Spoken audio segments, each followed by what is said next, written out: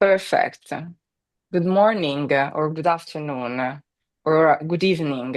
One of our speakers already very late. Good evening. I'm very happy to have everybody here from our speaker side to our audience side. Um, I will just introduce like a little bit and discuss for like few more seconds what we're gonna talk, what we're gonna discuss today. So the panel is building the new loyalty system, mobile game retention in the AI era. As we know, as acquisition costs continue to rise and user journey come increasingly fragmented in the era, mobile game loyalty is being redefined, I would say, redefined from a simple measure of repeat engagement to a dynamic system that can connect acquisitions, gameplay experience, monetization. So we will explore today how AI is reshaping the entire player lifecycle and how retention is evolving into a system level that outcome rather than a standalone metric. So we will also see how studios and publishers are rethinking user acquisition strategies, evolving rewarded ads and hybrid monetization models, the marketing, and also the decision for the monetization and how we can build sustainable growth system. I'd like, first of all, to introduce our speaker. Myself, my name is Lucrezia Leon. I'm the Chief Business Development Officer at SpinX. So SpinX is a product of AdSpin, the same company. AdSpin is our game studio because we have our own and Then we have performance hybrid DSP. We provide user acquisition strategies. We provide the CTV to app, web to app. And we also have a third business that is the programmatic side of the company, where we are connected to other partners like or pure DSPs or other SSPs. I'd love to start with Anna. Anna, good morning. We are in morning. So with you, I can say good morning. Good morning. Good morning. For me, it's still morning as well. Hi, everyone. Very glad to be here. My name is Anna. I'm a business development manager at FRVR. FRVR is a web and HTML5 publisher. We work with many different platforms across the instant game space and web game space. And we have around 300 games in our portfolio right now, publishing them on platforms such as Facebook Instant Games, MSN Games, Samsung Instant Plays, YouTube Playables, and many more. I myself come from the mobile space, started there before transitioning into web gaming, and I'm mostly responsible for the studio partnerships and the platform partnerships. And I'm based in Malta. Very hot here. I think many of us are on the same wave. Thank you very much, Christian. Let's keep the heat. Yeah, let's keep the heat from Barcelona. Pleasure to be here. Thank you, everyone. So I'm Christian. I'm part of the team at Birch. I do growth partnerships and paid optimization consultancy for our customers. And Birch is a platform and software that helps paid acquisition teams actually automate and optimize their campaigns across different channels like Meta, TikTok, and Snapchat. And we also work around better workflows to launch creatives across those platforms. And yeah, very happy to be here today with you all to share more knowledge on the game industry. So yeah, thank you, Lucrezia. Let's move on with the nighttime, Daniel. Nighttime because I know where you're based. Now everybody should know. Yes, I'm calling in. It's midnight in San Francisco, California, but very excited to be here. I'm Daniel. I'm on the sales team here at Thinking AI. Thinking AI is an analytics and engagement platform that now has agents that run across all those different business functions. We're used by 1,500 teams globally focused on the games industry. We work with partners like Century Games, Habby, Krafton, Sega, to name a few. Billions of users have come through our analytics system. I've been in the games industry for 10 years at companies like Roblox and Unity. Really excited to be here today and talk more about agentic growth and how teams are driving retention and revenue in their titles. and what the top teams are doing in order to, give themselves the best chance to achieve that viral growth that everyone's going for. A pleasure to have you here.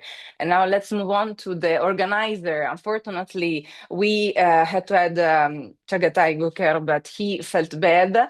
But Pankaj took at the last moment this opportunity to discuss and to be the face of SocialPeta. Thank you so much for the introduction. Hi everyone. So my name is Pankaj. I'm a part of SocialPeta team for the last 4 years. We are an ad intelligence platform. We are existing for more than 10 years. So we started our focus from gaming, and then we have worked with a lot of non-gaming as well as recently in some micro drama apps as well. So we have a very versatile profile. Gaming being one of the oldest category that we are working with apps and many game publishers globally. We have a lot to offer apart from the user acquisition. So maybe we can discuss it more as we go. Thank you. Thank you. So now that we have an overview of our panelists today, I think that we can start, in fact, our discussion. So I'd like to ask to all of you, myself as well, I will answer it as the last person, the following question. So many studios today have access to more data than ever before. So yet sustainable growth remains difficult to achieve. And in your view, what separates companies that successfully turn data into growth from those that don't? I'd like to start with Anna. Thank you, Lucrezia. Yeah, in the web space, from what we've been seeing at the FRVR, the most successful companies, they iterate very fast, but they also kill the bad ideas even faster. There's a big difference between the mobile space and the web space in that sense, because retention, among other engagement metrics, actually acts as a very ruthless cutoff from the very beginning. So if your game's retention doesn't achieve the benchmark of the platform averages for this genre, the platform may actually refuse to release your game at all. So there is no space to dwell on the bad idea, because your game will simply not generate any revenue. It will not be released at all. So it's comes very important to iterate and to apply those learnings to any future games that you release, because otherwise, even if your game is released in the future, the platform keeps checking those KPIs, the game will lose the visibility if the retention is not there. So this is one of the key consideration, I would say, our studios are facing in the beginning, and using that data to move fast is what becomes important in success. Christian, let us know what you think.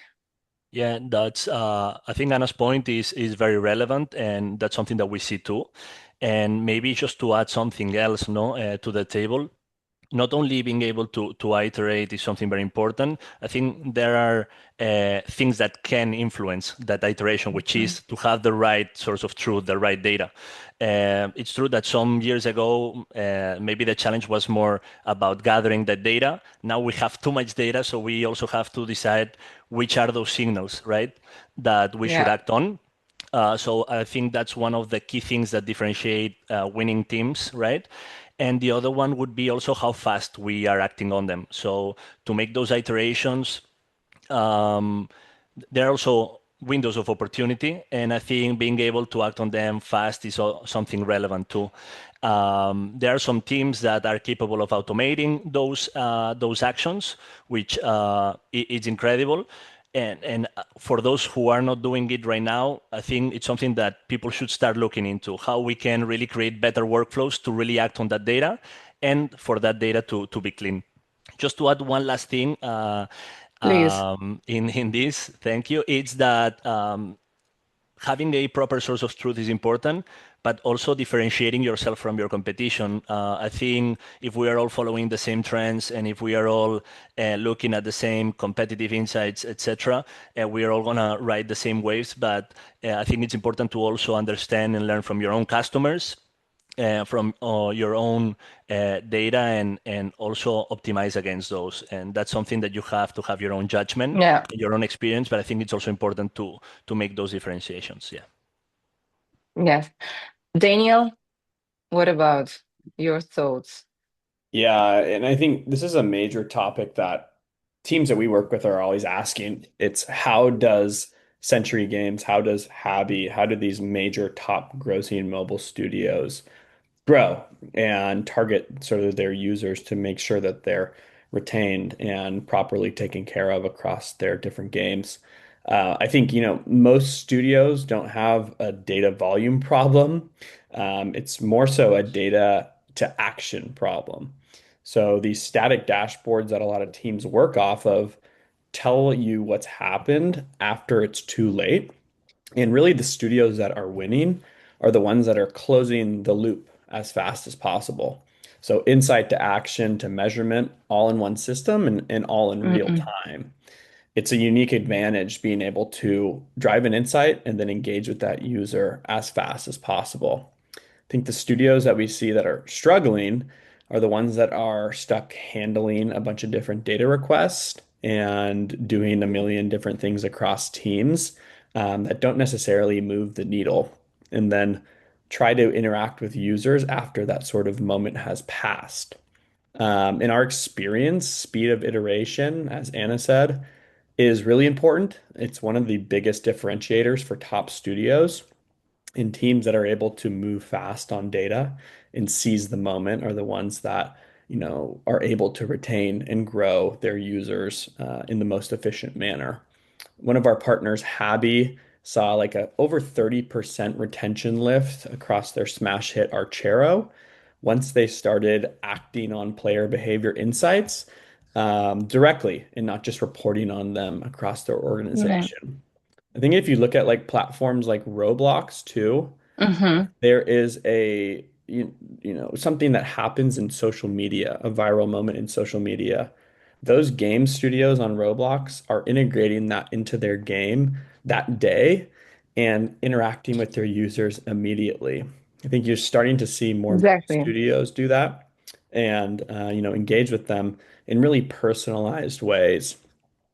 I think AI also has only accelerated the ability to identify users, cohort users, and then engage with users in personalized ways that you haven't been able to do before. So this bar is being continuously raised for leveraging this player behavioral data for personalized engagement.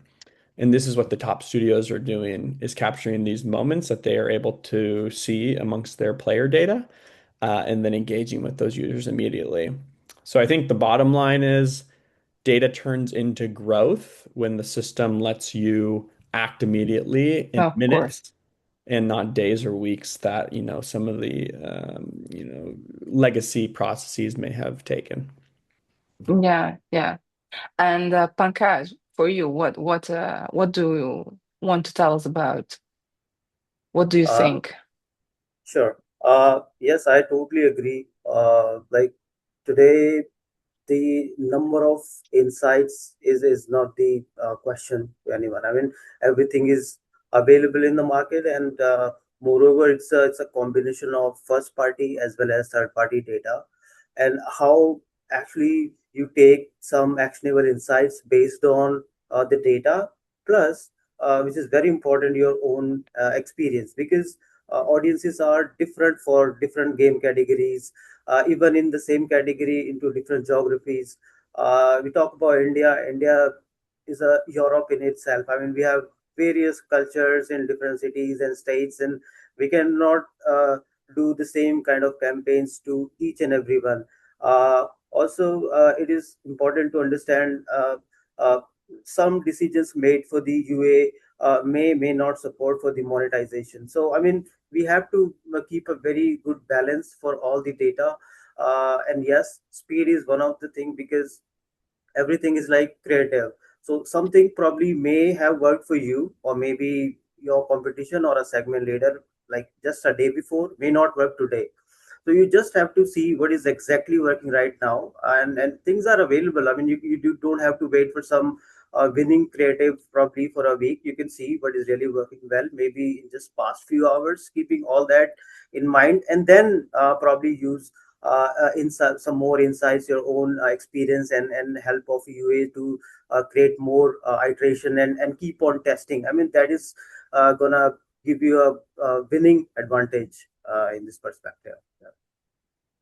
Yeah, honestly, I actually think that the biggest misconception is that growth comes from having more data, but it doesn't. I mean, it comes from having better learning system. So and also has Daniel was saying. So today, every studio has dashboards, telemetry, AI power. So data is the as like you, Christian, would say. So data is the no longer the competitive advantage. Okay, so the real differentiator is how quickly a company can turn insight into actions and actions into learning. So this a studio that grow should ask, what's the smallest experiments we can run by tomorrow to challenge our assumption? So I like to think that with us moving from being data rich to curiosity rich. So the data tells you what happened, but curiosity helps you discover why and what to try next. Otherwise, you stop. Like if you don't move on in an understanding. So the companies that succeed create a culture where everybody involved in the industry, like designer, product manager, marketers, whatever, basically, all treat every feature, events, or economic change as a hypothesis, not something certain.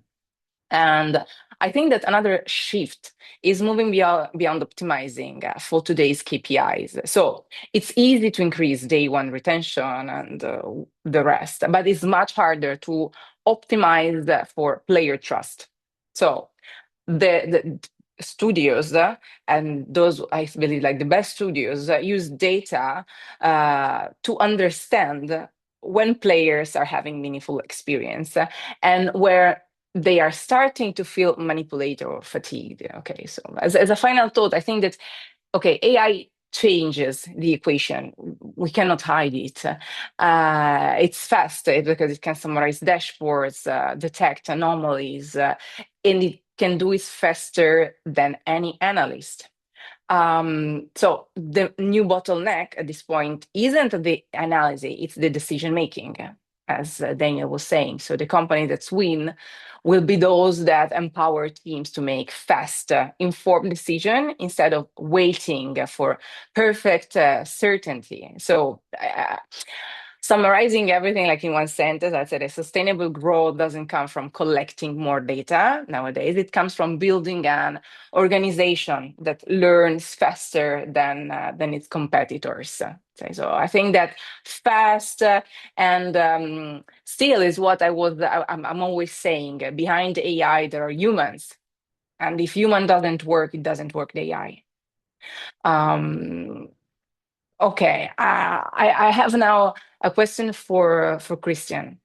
So marketing teams today have access to more data, more automation, more creative outputs than even before. So yet many still optimize primarily for short-term performance metrics. From Birch's perspective, how can growth teams build systems and workflows that optimize not only for efficiency, but also for long-term retention and player value? Yeah. So, Lucrezia, that's a great question, and there's not like a straight answer. I think that obviously it's easier to optimize against those quick turnaround metrics because they are easier to defend against with your senior teams. You can see quick turnarounds. But when you're focusing on optimizing those metrics, sometimes you're just buying the cheapest user too, right? And it's true that when you are acquiring users, and you want to retain them, one thing that it's very difficult to do is to retain those users that were never meant to stay, right? So trying to make that happen is very tough. So I think the key here is to learn and to identify what are those metrics that are signals that will bring value to us, right? And I'm not talking about those easy metrics that we were talking before, like cost per install, cost per click, or CPM. Those will be the ultimate turnaround, the ultimate result, right? If you optimize against value. So one metric, for example, that could be universal for everyone is cohort ROAS, or return on ad spend. So identifying how the return of a batch of users after 7 days of the install, after 30 days of the install, and identifying those users, right, that can bring value to us. But I think there is one thing that will differentiate some teams to others is those that can identify the signals that will bring that value later, because there are metrics there for us to identify, like, for example, how long did it take for those users that brought value to make the first purchase, right? Or I don't know, there are different metrics there for us. And it's also in our judgment, in our learning. I think you, Lucrezia, mentioned it in the previous question. The winners here are those teams that are ready to learn and that are built to make those changes along the way. But definitely optimizing against those long-term value signals will be a game changer. I will tell you a little example of a customer of our own. It's called Kaiki. It's a learning app for kids, and it's a gamified app. Okay, and they are using Birch to optimize, as I was mentioning before, their strategy across different channels. But one thing that they did different that turned around for them is that they connected a source of truth that they've been building for a long time. They learned from their customers. They connected their purchase data. And so they were optimizing against those long-term value signals. And this ultimately returned a lower cost per acquisition, 17% lower, and also cost per click. And this is no casualty. They were not optimizing against those specifically. They were optimizing against the long-term value. And I think that that's the key here. Thank you very much. Thank you, Christian. Instead, I have a question now for Pankaj. So, with AI dramatically increasing creative output across the industry, so it's becoming easier than ever to acquire attention. But does more attention necessarily translate into more loyal players? I mean, what trends are you seeing in how creative strategy influence player quality and long-term growth? Sure. Yes, it is correct that AI has given the liberty to create a lot of iterations for us to test. But without knowing your gameplay or without knowing your audiences, everything is just a guesswork. So we would be probably producing more, spending and burning more, and reaching nowhere. So it is equally important to understand the audience and the game category first. Uh, the market you are trying to capture. What is the next step? I mean, how would you ensure that people will retain? Because see, games are not just a child's play. I mean, it's just a serious business, and I mean, you will have something in return when you have people keep on logging back every day. Uh, Based on the monetization model, if you are able to do some microtransactions, or you are able to make them stay to see some creatives. So in that matter, it is very important to create something that align with your own product. We have been advocating it for a long time that do not try to create some attention just by showing very interesting creatives or very interesting gameplay, but that doesn't align with your own users. Uh, I mean, it may give you a very good downloads at the very beginning stage. But one thing is sure: once people will experience a different gameplay, what was seen in the promo, they will not return. Or I mean, for sure, they will not uh, do more transaction, or they will not spend time. Probably they will just go to any other platform or go to any other game. So that is one thing. And the live ops is also very important, because once you have realized this is probably the winning, because like this is the creative that uh, helped you to gain more downloads. So probably you can see the kind of elements were used in it. I mean, is it right gameplay? Is it the kind of messaging or any interesting shift that you have added?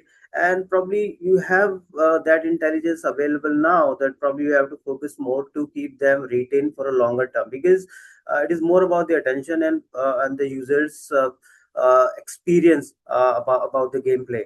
I'm sorry, I forgot the other part of question. Actually, just remind me that. The last one is Yeah, like, what trends are you seeing in how the creative strategy influence player quality? I yeah, mean, and the long-term growth. Like, what right, what do you see nowadays that is like really working? right. So I've been for the game. I think for most of the games, I think it's an advantage that we have playable ads, because playable ads are gonna kind of give you an advantage wherein people will already experiencing it for like couple of seconds, and when they actually feel that there is something for me, and probably then they're gonna go to the city, and they're gonna convert. So there is one thing, keep something which aligns to your own gameplay. And the second thing is, I mean, with the help of live ops, maybe at least for the next 1 week, uh, try to create not very hard stages to clear. I mean, if it is a mid-core game, or maybe some casual games or quiz games, try to have something which is very creative, but at the same time not very hard to clear on the level side. So that is something that we suggest, and the same messaging to these specific audiences, people who have already downloaded, or people who are already engaging with the kind of games that you are already in. So that kind of direct messaging, I think, that can help in the longer run. So that's what we feel. So the bottom line is the right message to your audiences, so that they can align and they don't feel cheated once they download the game. And how intelligently, I mean, you can do the monetization, or Mhm. I mean, provide some experiences that can make them pay, or like download or watch ads. I mean, that is everything about the live ops. So combination of right set of ads, that Mhm. is the exact message that you want to give to the right audiences, and then just keep on Yeah. engaging them with the right content is the key strategy from our side. Okay. Thank you. Thank you, Pankaj. I have now a question for Anna. So, as more mobile studios expand beyond the app stores and explore the web distribution, retention can no longer be viewed through a single platform lens. So, from FRVR's perspective, how does bringing games into the web ecosystem change the way studios think about player loyalty, engagement, and long-term growth? As I said, this is a question that it's really interesting for me, because SpinX is in the app gaming industry, and it's really nice to know more about it. Thank you so much, Lucrezia. It's a great question, and I think it's very relevant today, especially because it looks like the web gaming is having a renaissance in the last year or so. More and more studios are looking to go into the space. And I think there are three key aspects I would highlight to answer this question. And the first one, the most important one, in my opinion, is this mindset shift when you're shifting from mobile into web, that web is not just mobile light. It's a different ecosystem with different rules, and the way the users play the games is completely different. The nature of the web platforms is instant, right? So there is no barrier. You are not waiting for the game to download. You can play immediately, which means it's very easy for the user to start playing. But at the same time, it's also true, in my opinion, that the intent to keep playing is also much, much lower than it is on mobile because the barrier is not there. So the users are very easy to come into the game, but they're equally easy to drop out of the game. On top of that, we need to consider that every single web platform has its own setup, and the discovery doesn't work the same way it does on mobile. It doesn't even work the same way within each web platforms that we're talking about. For example, if the user starts to play your game today, and then they log back in tomorrow to continue playing, they may not even find it because maybe there is no recent game section there. They need to remember the name, they need to type in the name, which of course affects the way the retention behaves in general. The average benchmark we quote for studios for day one is around 10%. Compared to mobile, that's drastically different, right? It's a different level of numbers. Yeah. It's a different behavior of players, which is why building those loyalty systems and retention features is crucially important to get the user to come back into the game.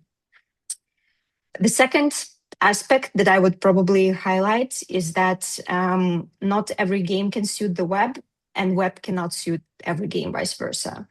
Definitely. There are certain genres, there are certain types of gameplay that are more suitable for web, and there are certain maybe genres, gameplays that are less suitable for web. Speaking of the instant channels that do not require downloading, we are mostly talking about quick, satisfying sessions where the user is rewarded early. The satisfaction builds up, transitioning into this long-term habit, which we see in the retention as well. And the third aspect that I wanted to note is that retention will be quite different depending on the channel where you release. Some channels are optimized for desktop, some channels are optimized for mobile players. If you push the same game on 5 different platforms, you will see 5 different retention numbers. So that's another thing to consider, that there needs to be a fit between the game and the platform. And that will, eventually you will see that in the numbers too. Thank you very much, Anna. Very interesting insight. Daniel, you're at midnight and a half, right? Okay, now question for you. AI is making it increasingly possible to predict player behavior and personalize experiences at scale. So, from thinking AI's perspective, how can AI help studios identify retention risks earlier and create more personalized player experiences that improve long-term loyalty? Yeah, and this is the question that every studio is asking, right? And in a time where people's attention spans, players' attention spans are getting smaller and smaller, it's so important to act fast and have act in a meaningful way in order to give yourself the best chance to retain your users and to grow the users like we've been talking about today on this panel. I think when it comes to like player behavior analysis and personalized experiences, most of these tasks around these functions have historically been so manual. Importing and exporting data, creating cohorts, moving from tool to tool, creating tracking plans, building different live ops campaigns. All of these tasks just sort of pile up and take away valuable time from your team. Really just like limiting the number of insights you can pull, as well as like the number of personalized campaigns that you can run. In the age of AI, agents can handle a lot of this manual work while your team focuses on execution and strategy and the things that really are going to move the needle. So you're not completely handing everything off, but your team can focus on what they're good at and use their time more wisely with the help of AI and agents working across these different business functions. I think the old model really treats retention as something that you measure after players have already left. In the AI era model, it treats it as something that you predict and intervene on before your players leave. So here's an example of how teams are using Thinking AI. Let's say you get an alert from your Slack agent about D7 retention dropping. You can then immediately ask your agent for suggestions on how to fix this. Your agents will run a full analysis to find where users are dropping off. It pulls in comments from Reddit and Discord and pinpoints like level 3 as a drop-off point for users that are saying that it's too hard and they're not able to get past it. Then your agents can A/B test different improvement techniques to help get users through that level and pick whatever one has the most success and then deploy it across your entire user base. It's all contained on this sort of knowledge base within your team as well. So your agents are consistently learning and your team is leveling up as you run more tests, as you run more insights, and your team is able to then scale and grow from there. I think the value of agents is just that ability to continuously monitor your user base and keep track of the most important metrics across your game. And then again, act on them in minutes as opposed to days or weeks. I think behavior-based cohorts that update live and trigger campaigns automatically mean you're not waiting for a weekly report to flag a risk segment. And the system can catch that drift in real time and fire a campaign by itself. This is like, VIP bundles that auto send based on IIP behavior, churn recovery offers that trigger in real time when risk signals appear, and game difficulty that scales dynamically, keeping struggling players engaged instead of frustrated and no longer there. I think one example is Kuro Games, who we work with, that started to use this real-time behavior-driven response on a game called Wuthering Waves, a massive mobile title. And they saw, I think, a 290% revenue lift on patch day because the system reacted what players were actually doing in the moment instead of a dashboard that told them what happened maybe last week. Century Games as well, who I've mentioned, has run this model at massive scale with Whiteout Survival generating billions of dollars in lifetime revenue, which is, proof that this strategy holds up at scale as well. I think agents are also only as good as the skills that they run on. At ThinkingAI, we've built hundreds of skills from working with the games industry over the last decade. And our agents are retention and engagement experts from day one, with the flexibility to adapt to any team's needs. We're also self-hosted, so agents, like I said, learn and grow on companies' data sets, and then your data becomes the unique advantage for your team to scale. And you get to pull in best practices from across the industry with your agents while also growing your knowledge base within your teams and allowing your team to improve those key metrics that are key for growth. And AI agents aren't replacing analysts or PMs or really anybody. I think they're really just the first responders from what we see. And the best teams are using them to always monitor the game and those most important key metrics that we've talked about. So, like I said, your team can spend time on strategy. Your team can spend time doing things that they're good at as opposed to all of those repetitive manual tasks that nobody really wants to do, but has become, such a pivotal point of everybody's roles. I think when leveraged correctly, agents become a superpower for teams, and they just continue to be able to handle those manual repetitive tasks and allow your team to focus on what moves the needle.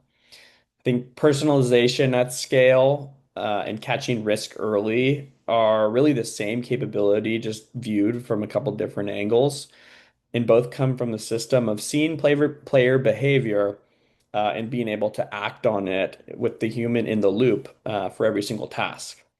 So those are, I think, a few ways that I think AI can really impact retention and engagement and help teams grow and achieve that sort of viral growth targets that they're looking for, at least give themselves the best chance to move towards creating a hit game. So we're always there in the fact that AI should be accompanied by a strong team. Otherwise, it's not going to work. Definitely, So, yes. thank you, Dylan. So I take the last question for me. So the question is: many user acquisition campaigns still optimize for installs or short-term ROAS. or while retention is ultimately driven by player engagement. As a company focused on user quality and LTV, what metrics do you believe better predict long-term loyalty, and how should acquisition strategies evolve in the AI era? All right, so I actually think we're asking, I'm not saying the wrong question, but I think that is not as we should formulate. So when we ask which metrics predict loyalty, like I believe that the better question is when does loyalty actually begin? Because people assume that it starts after installation, day 1, day 7, retention, and so on. So I think instead loyalty starts before the install. So at the moment a user decides to engage with an ad, okay? So if someone installs because they were interrupted, they just probably turn off for some reason. So, but if they install because the context was relevant for them, so the message resonated and they made an intentional decision, so you have already increased the probability of long-term retention. So I think we should move away from measuring user quality and start measuring decision quality. Of course, that changed the metrics. That instead of optimizing for installs or even short-term ROAS, I'd look at signals that indicate a user is intentionally investing in the product. So I don't know, for example, how quickly do they complete meaningful onboarding? Do they return without push notification? Do they create habits instead of simply completing tasks? So, and I think that even the most importantly is how consistent is their engagement over time. So not just how intense is during the first week, because this might be a peak and then just fall.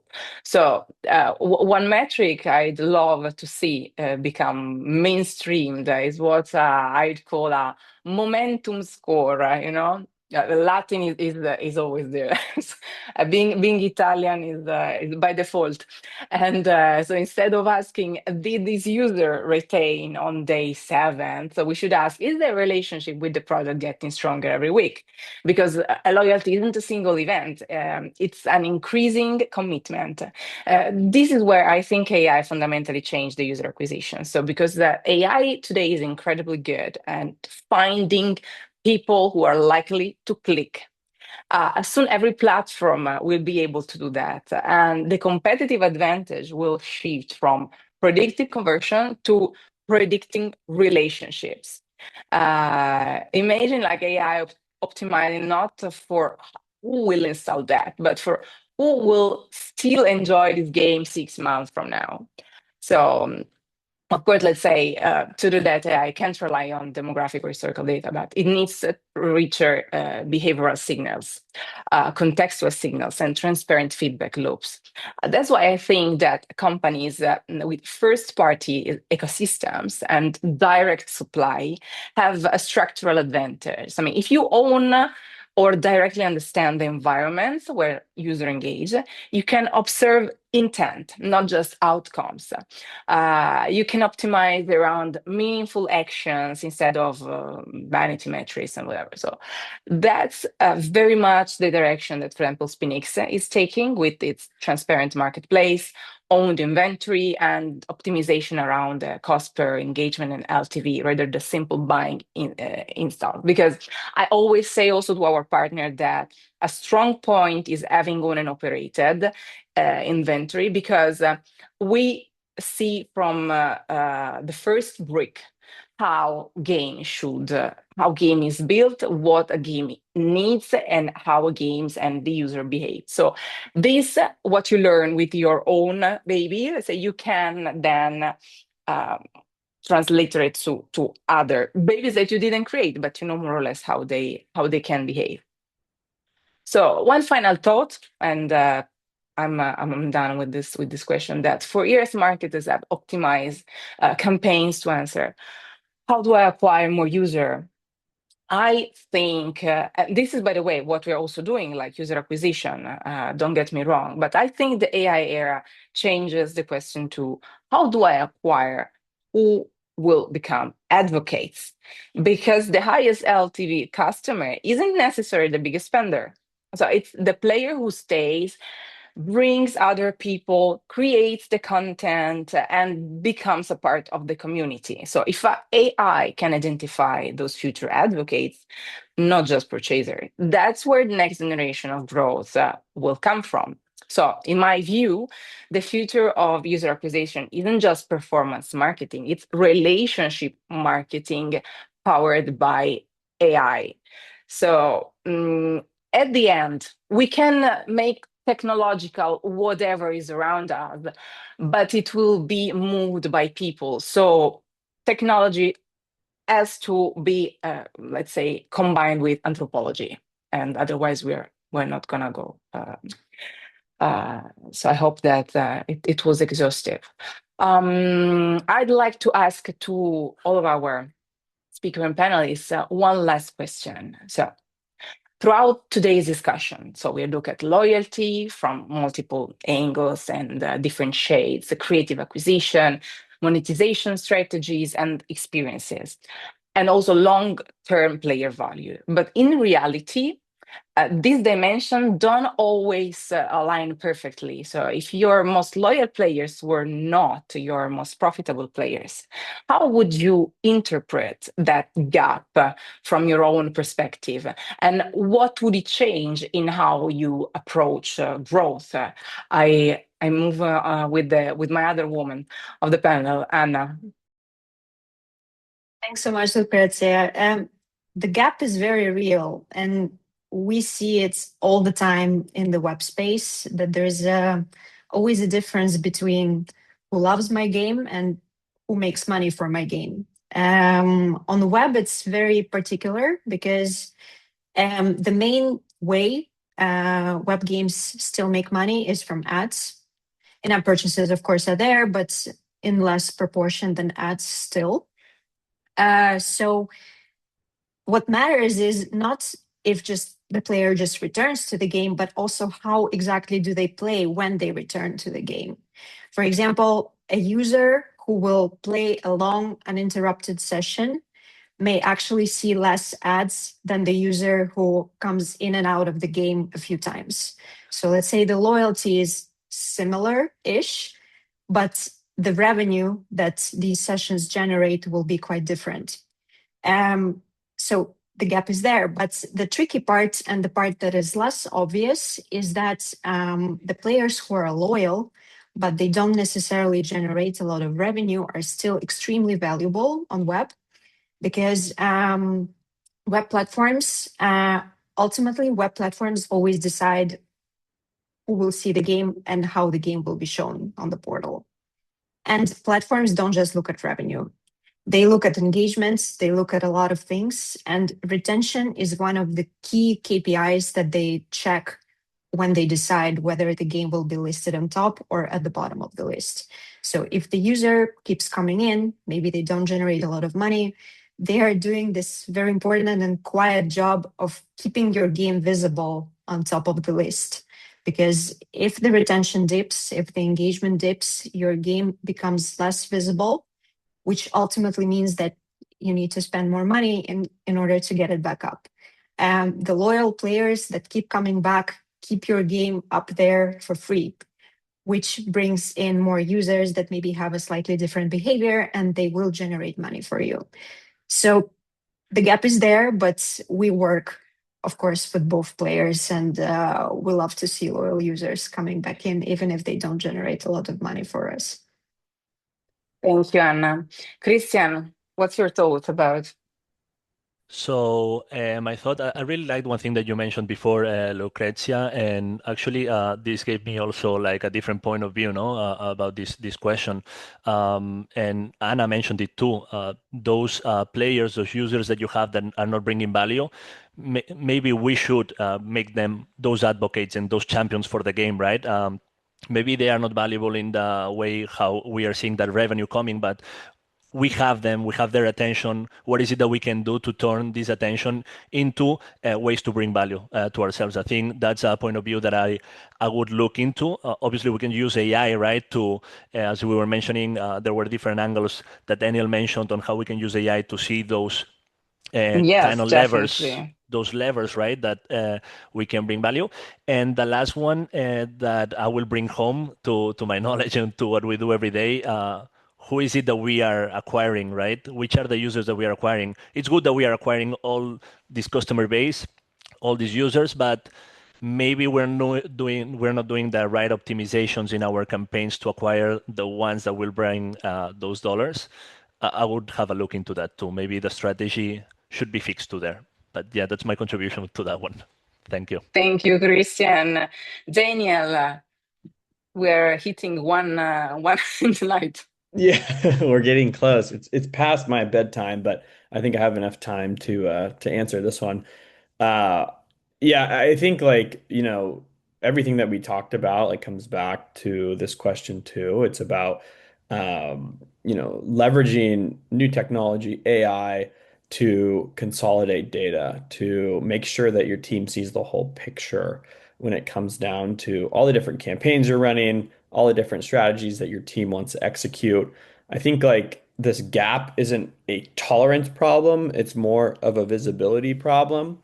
And most studios can't even really see the gap because all their data is fragmented across different tools that probably don't talk to each other, which is, I think, a great use case for AI to help to, like I say, consolidate and give more visibility across all your different tools and your different campaigns and things that are actually going to move the needle for your game. I think if studios can see the gap, it usually means they've got players that are overserving with free value who may probably never convert. And then you've got a segment that's ready to monetize, but you've been treating them with a generic offer instead of the right one for their behavior. So really, the goal is retaining the right players for the right reasons, the ones whose loyalty actually converts to value over time, while also maintaining a fun and engaging experience for the rest of the user base. So really, understanding your users and engaging with your users is, getting back to that point, really important when it comes to achieving the metrics that you're looking for. This only works if your segmentation is built on behavior and revenue signals, not just session counts. Otherwise, you could be optimizing for vanity metrics and calling it loyalty. So I think those are some thoughts that we have. But yeah, all sort of tying it together here for this last question. Thank you, Daniel. Pankaj. Sure. Very interesting insights that I was listening. From loyalty perspective, I think it is one of the key approval from the players if they are keep on engaging with your game, and it is for us to give a right messaging to those users to change their behavior. Because see, players' behavior is based on what you are actually offering them, and this can keep on changing. So like fixing any specific parameter may not change the user behavior for probably long time. uh, Daniel has just mentioned probably giving like too much of free content, or maybe like every experience which is easily available and nothing exclusive probably may change. So we have seen like couple of games wherein they have made some exclusive content only if they reach to a certain level, and then there's a microtransaction, so that helps in both parts. uh, Someone has to reach at least to certain level, so that will help you with the retaining the players, and once they reach that level, I mean, you have kind of ensured that it's a part of their daily life, at least for a couple of hours of session in the last few weeks. And now probably there is a strong chance that they don't want to lose all that experience and the loyalty that has built in the last couple of weeks. So how interestingly you do that messaging, that you spend probably a couple of hours every day, and very small transaction can help you probably reach to a specific level, or make a elite kind of a player, or you will have exclusive access to something which is not available, or do the right kind of messaging to those players who are already in the app, within the app. I mean, you can message it, and use a build. I mean, you can build a habit around those players that can probably fix it. And that has to be built within your team. I mean, how actually you engage with the regular players. How often, I mean, do you have messaging for those players who are keep on returning, and not just focusing on the new players and keep on guessing probably new players would spend rather. I mean, you have already players who are already there, and very strong chances that they can convert, because any loyal player who is not doing any transaction is always a potential, as long as they are available on your platform. So probably, yeah, it's a homework for the team. They can sit and see different interesting ways to keep on engaging with the players who are already there, and they are actually hinting you that yes, there are chances and you can always convert. Yeah. Thank you very much. I'll contribute also briefly to this because I actually wouldn't see the gap as a problem, but I would see it as a signal that we are measuring value too narrowly. So they say that a player's value is equal to the revenue they generate. This is how we often assume, right? But in modern games, as I said, players create value in multiple ways. So we should be able to differentiate. Like some players spend a lot, others create a healthy matchmaking, generate social interaction, invite friends, and then they create a community. So they may have a low ARPU, but they have a very high ecosystem value. So I think AI will fundamentally change how we quantify that. Instead of predicting only lifetime value, we start predicting what I'd call lifetime contribution. And we should ask who will make the ecosystem stronger. Because at the end, the game isn't just a collection of individual users. Okay, it's a network. And in networks, one highly connected player can create more long-term value than several high spenders who churn after a month. So if my most loyal players weren't my most profitable, I wouldn't immediately try to monetize them, let's say, harder or heavily. I'd first ask what invisible value they are already creating and whether my measurement framework is sophisticated enough to capture it. And I think that the companies that win in the AI era won't just optimize for LTV. They'll optimize for network lifetime value. So the total value a player creates directly and indirectly. And because this is much richer definition of growth and ones that's harder for competitors to replicate. So I think that everyone has its own place. We just need to be smart enough to understand the role that they're playing to use it in our terms. So this is basically, I believe. All right. If you are fine and none of you would like to add something to the panel, I'd pass to some question from the audience that we have. So Marina is asking, for teams with limited budgets, where would you invest first to improve retention? Better user acquisition, better live op, CRM, or AI tools? Now, before to make a joke, I let you answer. Then I just said mine. Who wanna give it a go for this answer? Maybe I don't know, like Daniel, if you want about AI tools, like how much this is the first thing you have to think when you have a limited budget. Yeah, I mean, I think it varies for every studio too. I would suggest doubling down on what works, testing, taking your budget and distributing it across those different things. If you're seeing, personalization work really well, figure out how you can better invest in ways that you can, create better personalized offers or understand your users. I think we're in a good stage right now with AI that there's so much out there to be able to test for little to no money, and more options coming every day. So, the studios that are testing all the different tools and figuring out like what actually moves the needle are the ones that are going to be successful. So, I would just suggest to be curious, to, like I said, figure out what does work across those different tools that you talked about, and then doubling down on that is my best piece of advice. But everyone's different, so it's hard to really pinpoint, which one there would be most effective. Yes, exactly. I mean, I think that you should have the base because when you start, you should start with the base. So the CRM in somehow is there. Like AI tools, I think it's something that may become later. My answer is that start from the people, hire people that fit the role, because this is in any company, and I'm talking about whatever business, the thing that makes the change.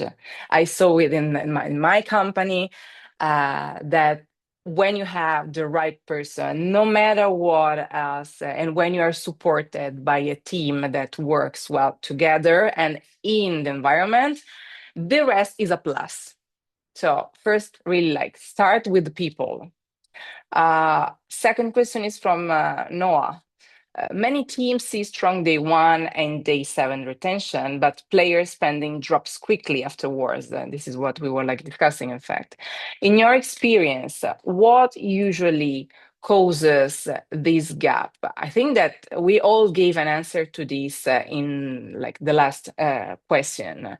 And I don't know if somebody like wants to maybe, let's say, just make a few points for this. I don't know, like, or Christian, maybe, or Anna. Anna, there is a question that I think is very related to you, so I keep it for later. Let me add one point. Very interestingly, I mean, this is a real case. One of our clients, I mean, they were like very, very focused on a quiz game. But on a particular level, they actually noticed a huge drop in retention. After they do some internal maths, they realized there was one particular level which is like very hard to clear. So either some players have to either pay to clear the Hmm. level or just keep on trying, and that was making most of the people frustrating because they did not want to Okay. pay at that point, and they fixed it while make it less complicated, and Hmm. like probably in next week they saw a sudden change in the retention. So that can be like one of the things. So I think live ops can really help you understand these key points. I mean, you should also uh, see your game as a player as well. I mean, not just as a the person who has made it just for the business or the work. So just try to see from a player's perspective, try to experience it from very curious mind. I mean, how interesting you can make it to. I mean, because if it is very interesting and people are there for like couple of days, I think it is you who can make it more profitable and keep the user engaging. So yeah, spend some time with your own game and see how you feel when you play. I mean, if you feel any time there is a strong point that is giving you just a kind of a hint, let's take a break or something, just ask your team members to spend same time of amount on those stages, and probably you will have answers for yourself. Thank you, thank you.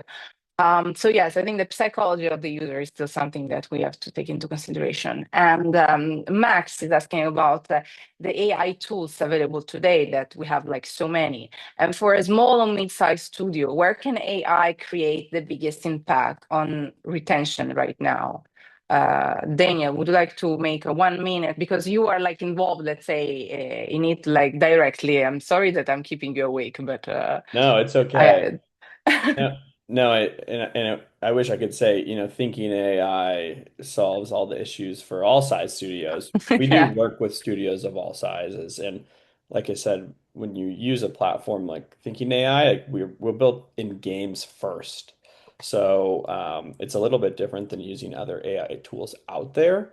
So our platform is built around improving retention, improving revenue for games first and foremost, which is where we see a lot of success with the small and mid-sized Mhm. studios in working with them for them to be able to leverage all of those Mhm. findings that we've built for 10 years working in the games industry. So uh, thinking AI is a great tool to look at. There's lots of tools out there. And like I said, it's Yeah. about being curious, it's about testing, and then it's about really focusing on what works and then building out Mm. there and building out. Maybe you can like to say to focus on where they are lacking a strength and see whether if in that part of the studio the AI can help to just fill this missing part, and like you can try and see if this can help you or to improve the part that you're looking at. Last question from Can I Jacob. add Sure. a quick thing Yes, there? yes. Thank Sure, you, Lucrezia, Christian. because I That. totally agree with what Daniel mentioned. And I think that for those small and mid-sized studios out there, it's also important to think AI is not the ultimate solution either. It's a great lever, but as you mentioned also, Lucrezia, you have to build on your own knowledge and have your own judgment. So using tools like Thinking AI, like Daniel, you can identify those levers and then act on them. That's super powerful for a little studio, but also find tools or ways to improve your workflows. I think if you can operate faster, if you can improve those things that we were mentioning in the beginning, that's where the key is. Operate faster and make better decisions.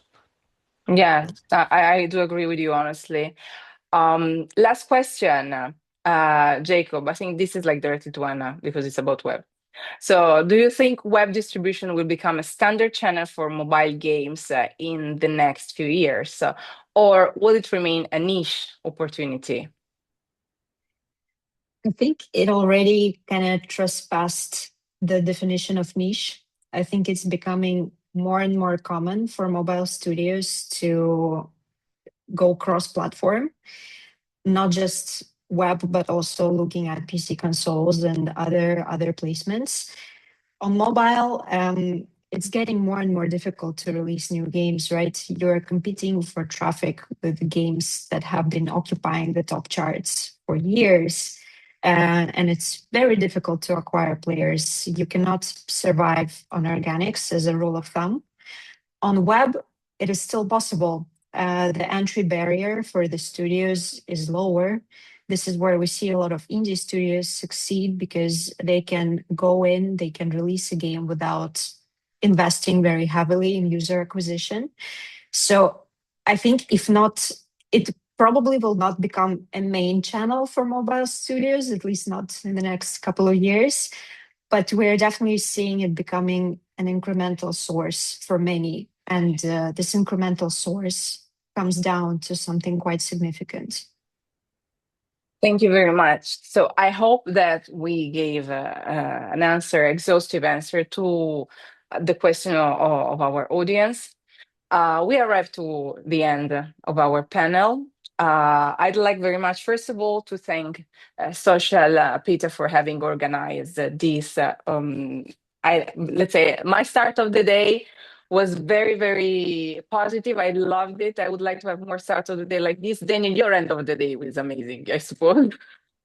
Because you are in the middle of the day, so you can move on till the end of the day in the best, with the best mood, you know. So thank you for having organized this panel. Thank you for being part of it, like Anna, Christian, Daniel, Pankaj. It was really lovely to discuss about this topic with you. It's a topic that is very in vogue and like very important nowadays.